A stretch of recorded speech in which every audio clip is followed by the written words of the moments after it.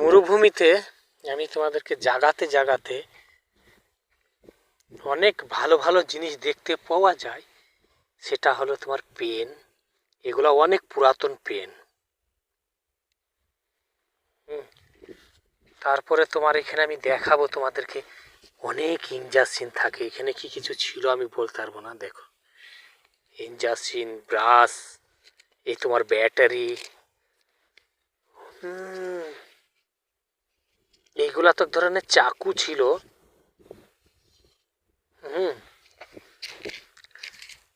দেখো, মরুভূমি, ওই মরুভূমি। মরুভূমিতে আমি কিন্তু একাই। সময় অনেক ভালো লাগে, কিন্তু সময় অনেক মন খারাপ করে।